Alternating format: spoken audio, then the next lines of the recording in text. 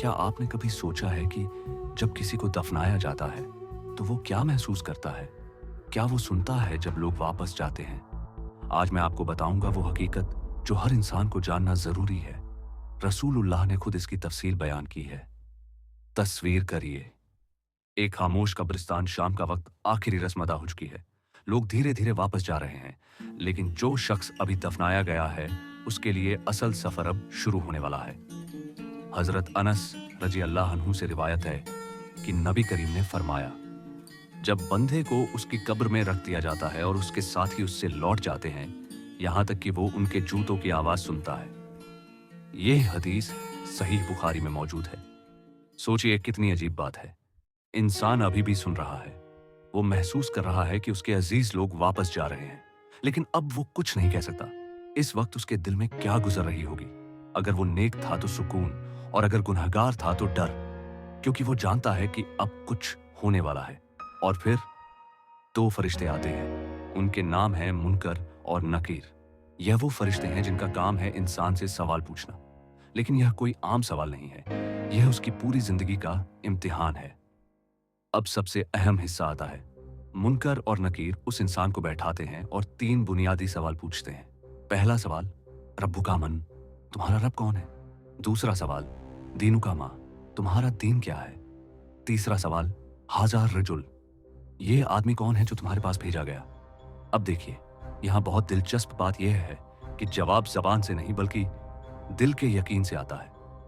अगर इंसान ने जिंदगी में सच्चे दिल से अल्लाह को माना है, इस्लाम को अपनाया है और मोहम्मद को अपना नबी माना है, तो वो आसानी से कह देगा, अल्लाह मेरा रब है, इस्लाम मेरा दीन है और मोहम्मद मेरे नबी हैं।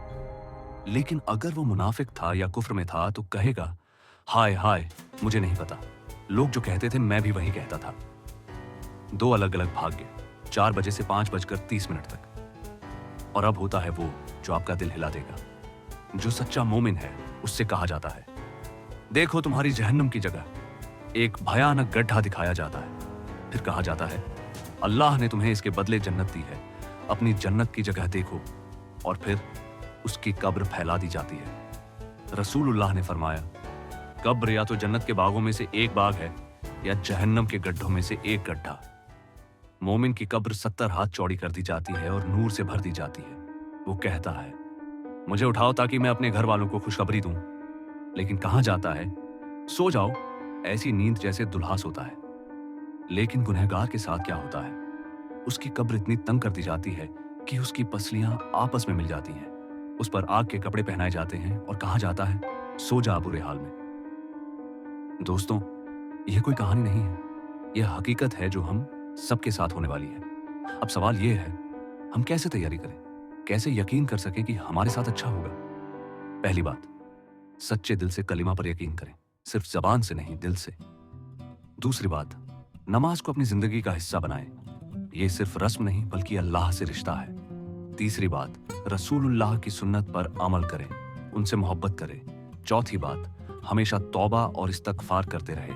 और सबसे जरूरी बात, दूसरों के साथ अच्छा बर्ताव करें, माता पिता की खिदमत करें, गरीबों की मदद करें। मैं अक्सर सोचता हूं, जब मेरा वक्त आएगा तो क्या होगा? क्या मैं इन सवालों के सही जवाब दे पाऊंगा? क्या मेरी कब्र जन्नत का बाग बनेगी? ये सवाल आपको भी अपने से पूछना चाहिए, क्योंकि मौत कोई दूर की चीज नहीं है, वो हर वक्त हमारे साथ है।